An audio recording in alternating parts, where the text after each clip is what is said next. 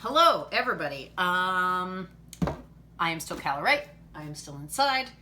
This is still Jane Eyre by Charlotte Bronte. Now I've lost my place. But this is going to be chapter 7. And this is still for Jill Thompson, for my mom, for her birthday. Happy birthday. Yeah, let's just dive right into this, shall we? Chapter 7. My first quarter at Lowood seemed an age, and not the golden age either. It comprised an irksome struggle with difficulties in habituating myself to new rules and unwanted tasks. The fear of failure in these points harassed me worse than the physical hardships of my lot, though these were no trifles. During January, February, and part of March, the deep snows and, after their melting, the almost impassable roads prevented our stirring beyond the garden walls, except to go to church. But within these limits we had to pass an hour every day in the open air. Our clothing was insufficient to protect us from the severe cold. We had no boots. The snow got into our shoes and melted there. Our ungloved hands became numbed and covered with chilblains, as were our feet. I remember well the distracting irritation I endured from this cause every evening, when my feet inflamed and the torture of thrusting the swelled, raw, and stiff toes into my shoes in the morning. Then the scanty supply of food was distressing. With the keen appetites of growing children, we had scarcely sufficient to keep alive a delicate invalid. From this deficiency of nourishment resulted an abuse, which pressed hardly on the younger pupils. Whenever the famished great girls had an opportunity, they would coax or menace the little ones out of their portion.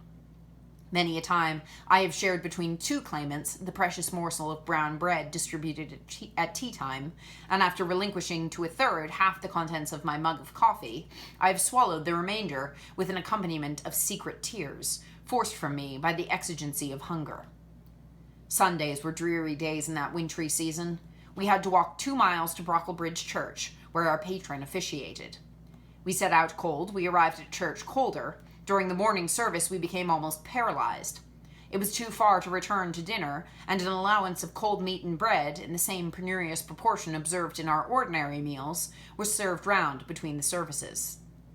At the close of the afternoon service, we returned by an exposed and hilly road, where the bitter winter wind, blowing over a range of snowy summits to the north, almost flayed the skin from our faces. I can remember Miss Temple walking lightly and rapidly along our drooping line, her plaid cloak, which the frosty wind fluttered, gathered close about her, and encouraging us by precept and example to keep up our spirits and march forward, as she said, like stalwart soldiers. The other teachers, poor things, were generally themselves too much dejected to attempt the task of cheering others. How we longed for the light and heat of a blazing fire when we got back. But to the little ones, at least, this was denied. Each hearth in the schoolroom was immediately surrounded by a double row of great girls, and behind them the younger children crouched in groups, wrapping their starved arms in their pinafores. A little solace came at tea time, in the shape of a double ration of bread, a whole instead of half a slice, with the delicious addition of a thin scrape of butter. It was the hebdomadal treat to which we all looked forward from Sabbath to Sabbath. I generally contrived to reserve a moiety of this bounteous repast for myself, but the remainder I was invariably obliged to part with. The Sunday evening was spent in repeating by heart the church catechism and the 5th, 6th, and 7th chapters of St. Matthew, and in listening to a long sermon read by Miss Miller, whose irrepressible yawns attested her weariness. A frequent interlude of these performances was the enactment of the part of Eutychus by some 6 little girls, who, overpowered with sleep, would fall down, if not out of the 3rd loft, yet off the 4th form, and be taken up half dead. The remedy was to thrust them forward into the center of the schoolroom, and oblige them to stand there till the sermon was finished. Sometimes their feet failed them, and they sank together in a heap. They were then propped up with the monitor's high stools. I have not yet alluded to the visits of Mr. Brocklehurst, and indeed that gentleman was from home during the greater part of the 1st month after my arrival, perhaps prolonging his stay with his friend the Archdeacon. His absence was a relief to me. I need not say that I had my own reasons for dreading his coming, but come he did, at last. One afternoon, I had then been 3 weeks at Lowood, As I was sitting with a slate in my hand, puzzling over a sum in long division, my eyes, raised in abstraction to the window, caught sight of a figure just passing. I recognized almost instinctively that gaunt outline, and when, 2 minutes after, all the school, teachers included, rose en masse, it was not necessary for me to look up in order to ascertain whose entrance they thus greeted. A long stride measured the schoolroom, and presently beside Miss Temple, who herself had risen, stood the same black column which had frowned on me so ominously from the hearthrug of Gateshead. I now glanced sideways at this piece of architecture. Yes, I was right. It was Mr. Brocklehurst, buttoned up in a surtout, and looking longer, narrower, and more rigid than ever. I had my own reasons for being dismayed at this apparition. Too well I remembered the perfidious hints given by Mrs. Reed about my disposition, etc., the promise pledged by Mr. Brocklehurst to apprise Miss Temple and the teachers of my vicious nature. All along I had been dreading the fulfillment of this promise. I had been looking out daily for the coming man, whose information respecting my past life and conversation was to brand me as a bad child forever. Now there he was. He stood at Miss Temple's side. He was speaking low in her ear. I do not doubt he was making disclosures of my villainy, and I watched her eye with painful anxiety, expecting every moment to see its dark orb turn on me, a glance of repugnance and contempt. I listened too, and as I happened to be seated quite at the top of the room, I caught most of what he said. Its import relieved me from immediate apprehension. I suppose, Miss Temple, the thread I bought at Lowton will do? It struck me that it would be of just the quality for the calico chemises, and I sorted the needles to match. You may tell Miss Smith that I forgot to make a memorandum of the darning needles, but she shall have some papers sent in next week, and she is not, on any account, to give out more than one at a time to each pupil. If they have more, they are apt to be careless and lose them. And, oh, ma'am, I wish the woolen stockings were better looked to. When I was here last, I went into the kitchen garden and examined the clothes drying on the line.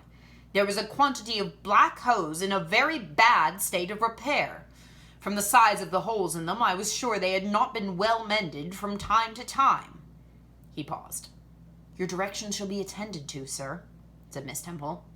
And, ma'am, he continued, the laundress tells me some of the girls have 2 clean tuckers in the week. It is too much. The rules limit them to 1. I think I can explain that circumstance, sir. Agnes and Catherine Johnston were invited to take tea with some friends at Lowton last Thursday, and I gave them leave to put on clean tuckers for the occasion. Mr. Brocklehurst nodded. Well, for once it may pass, but please not to let the circumstances occur too often. And there is another thing which surprised me. I find, in settling accounts with the housekeeper, that a lunch consisting of bread and cheese has twice been served out to the girls during the past fortnight. How is this? I looked over the regulations, and I find no such meal as lunch mentioned. Who introduced this innovation? By what authority? I must be responsible for the circumstance, sir, replied Miss Temple. The breakfast was so ill-prepared that the pupils could not possibly eat it, and I dared not allow them to remain fasting till dinner-time.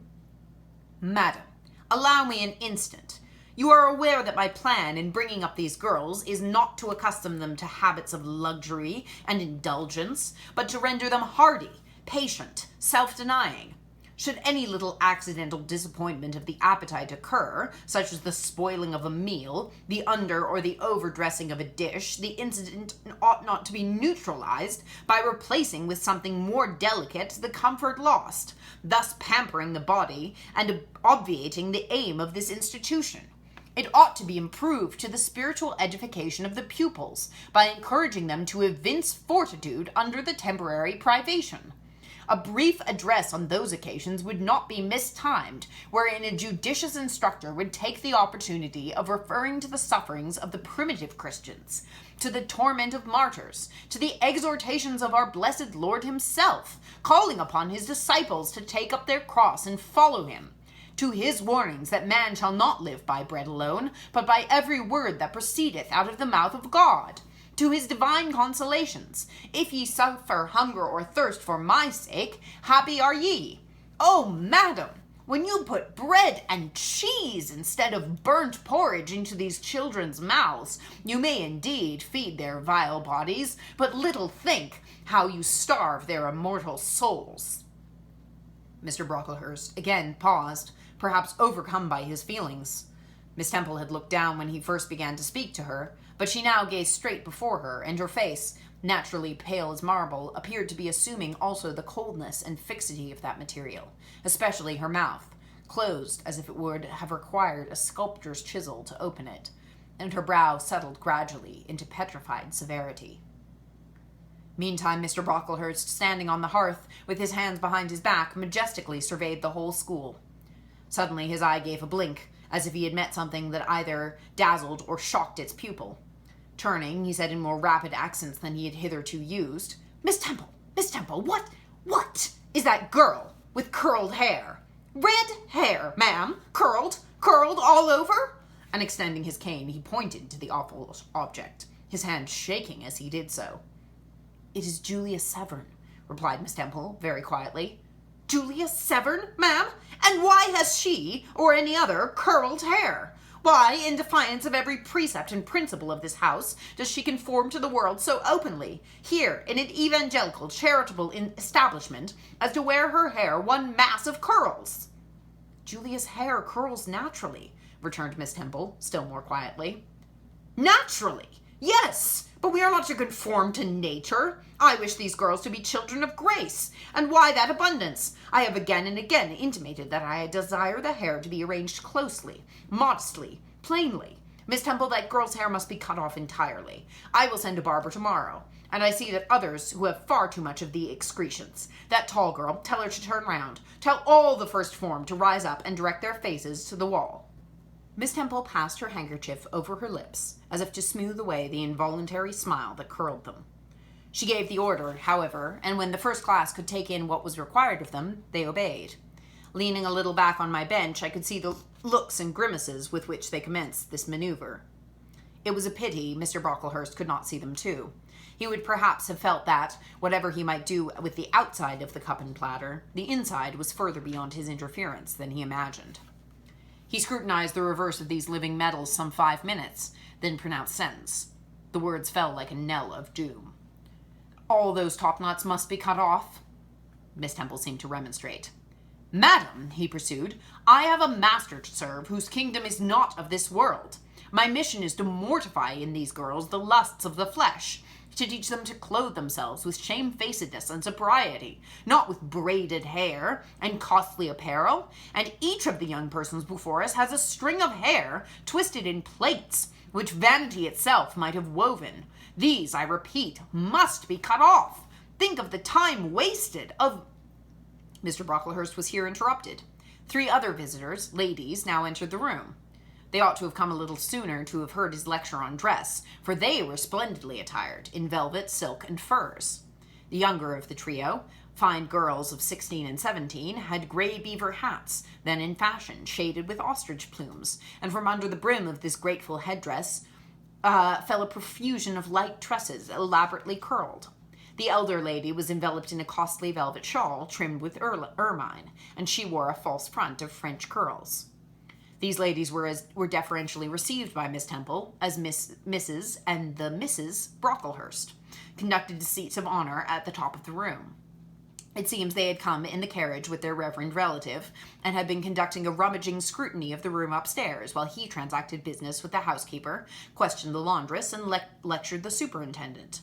They now proceeded to address divers remarks and reproofs to Miss Smith, who was charged with the care of the linen and the inspection of the dormitories, but I had no time to listen to what they said. Other matters called off and enchained my attention. Hitherto, while gathering up the discourse of Mr. Brocklehurst and Miss Temple, I had not, at the same time, neglected precautions to secure my personal safety, which I thought would be effected if I could only elude observation. To this end I had sat well back on the form, and while seeming to be busy with my sum, had held my slate in such a manner as to conceal my face.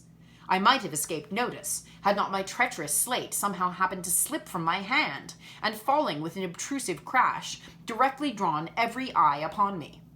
I knew it was all over now, and as I stooped to pick up the 2 fragments of slate, I rallied my forces for the worst. It came. "A careless girl," said Mr. Brocklehurst, and immediately after, "It is the new pupil, I perceive." And before I could draw breath, "I must not forget I have a word to say respecting her." Then aloud, how loud it seemed to me, "Let the child who broke her slate come forward." Of my own accord I could not have stirred. I was paralyzed, but the two great girls who sat on either side of me set me on my legs and pushed me toward the dread judge, and then Miss Temple gently assisted me to his very feet, and I caught her whispered counsel. "Don't be afraid, Jane. I saw it was an accident. You shall not be punished." The kind whisper went to my heart like a dagger. Another minute and she will despise me for a hypocrite, thought I, and an impulse of fury against Reed, Brocklehurst, and company bounded in my pulses at the conviction. I was no Helen Burns. "Fetch that stool," said Mr. Brocklehurst, pointing to a very high one from which a monitor had just risen. It was brought. "Place the child upon it." And I was placed there. By whom, I don't know. I was in no condition to note particulars. I was only aware that they had hoisted me up to the height of Mr. Brocklehurst's nose, that he was within a yard of me, and that a spread of shot orange and purple silk pelisses in a cloud of silvery plumage extended and waved below me. Mr. Brocklehurst hemmed. "Ladies," he said, turning to his family, "Miss Temple, teachers, children, do you all see this girl?" Of course they did, for I felt their eyes directed like burning glasses against my scorched skin. "You see she is yet young. You observe she possesses the ordinary form of childhood. God has graciously given her the shape that he has given to all of us. No signal deformity points her out as a marked character. Who would think that the evil one had already found a servant, an agent in her? Yet such, I grieve to say, is the case." A pause, in which I began to steady the palsy of my nerves, and to feel that the Rubicon was passed, and that the trial, no longer to be shirked, must be firmly sustained. "My dear children," pursued the black marble clergyman with pathos, "this is a sad, a melancholy occasion, for it becomes my duty to warn you that this girl, who might be one of God's own lambs, is a little castaway, not a member of the true flock, but evidently an interloper and an alien. You must be on your guard against her. You must shun her example. If necessary, avoid her company, exclude her from your sports, and shut her out from your converse. Teachers, you must watch her. Keep her eyes on her movements, weigh well her words, scrutinize her actions, punish her body to save her soul, if indeed such salvation be possible. For, my tongue falters while I tell it, this girl, this child, the native of a Christian land, worse than many a little heathen, who says its prayers to Brahma and kneels before Juggernaut, this girl is a liar." Now came a pause of 10 minutes, during which I, by this time in perfect possession of my wits, observed all the female Brocklehursts produce their pocket handkerchiefs and apply them to their optics, while the elderly lady swayed herself to and fro, and the two younger ones whispered, "How shocking!" Mr. Brocklehurst resumed. "This I learned from her benefactress, from the pious and charitable lady who adopted her in her orphan state, reared her as her own daughter, and whose kindness, whose generosity the unhappy girl repaid by an ingratitude so bad, so dreadful, that at last her excellent patroness was obliged to separate her from her own young ones, fearful lest her vicious example should contaminate their purity. She has sent her here to be healed, even as the Jews of old sent their disease to the troubled pool of Bethesda. And teachers, superintendent, I beg of you not to allow the waters to stagnate round her." With this sublime conclusion, Mr. Brocklehurst adjusted the top button of his surtout, muttered something to his family, who rose, bowed to Miss Temple, and then all the great people sailed in state from the room. Turning at the door, my judge said, "Let her stand half an hour longer on that stool, and let no one speak to her during the remainder of the day." There was I then, mounted aloft. I, who had said I could not bear the shame of standing on my natural feet in the middle of the room, was now exposed to general view on a pedestal of infamy. What my sensations were, no language can describe, but just as they all rose, stifling my breath and constricting my throat, a girl came up and passed me. In passing, she lifted her eyes. What a strange light inspired them! What an extraordinary sensation that ray sent through me! How the new feeling bore me up! It was as if a martyr, a hero, had passed a slave or victim and imparted strength in the transit. I mastered the rising hysteria, lifted up my head, and took a firm stand on the stool. Helen Burns asked some slight question about her work of Miss Smith, was chidden for the triviality of the inquiry, returned to her place, and smiled at me again as she went away. What a smile! I remember it now, and I know that it was the effluence of her fine intellect, of true courage. It lit up her marked lineaments, her thin face, her sunken grey eye, like a reflection from the aspect of an angel. Yet at the moment Helen Burns wore on her arm the untidy badge. Scarcely an hour ago I had heard her condemned by Miss Scatcherd to a dinner of bread and water on the morrow, because she had blotted an exercise in copying it out. Such is the imperfect nature of man.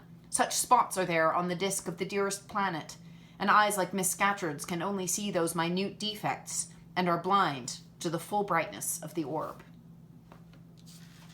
That's the end of chapter 7. I do want to say 2 things about that. I didn't want to say them in the middle of the chapter because I didn't want to interrupt the flow, but I noticed them. I thought they were interesting.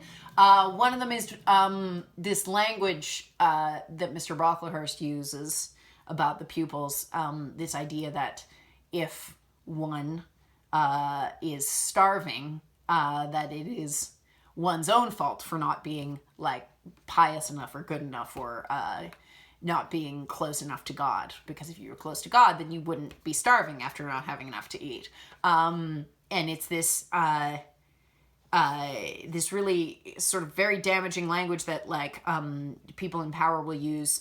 It makes me think of the movie Mad Max Fury Road, which is not in many ways very similar to Jane Eyre, but I love it. Anyway, in that movie, the dictator, Immortan Joe, at one point tells all the poor people that they shouldn't become addicted to water, because then they'll regret it when they don't have it, which is obviously ridiculous. But it also makes me think of in this day and age, in our day and age of capitalism, the people of my generation, and just generally people who don't have a lot of money, complaining about how capitalism kind of seems to serve certain people and not others. And then those people saying, well, but that's kind of like, if you didn't buy so much avocado toast, you could afford a house, right? Why during this coronavirus crisis do you not have savings in place to make sure that you're not in trouble if you lose your job? So, I don't know. That's it. I thought that was interesting. I also thought it was interesting, this theme that we're still seeing, this thing of like, that Jane is unfairly put upon because she's quote unquote ugly, or like not traditionally attractive. So there's that. But then I also think how it's interesting how we see it come up here in terms of class, like that even if she were beautiful, say she had beautiful curly hair, it would all be cut off, or she'd be condemned because like her hair curls naturally, which also makes me think of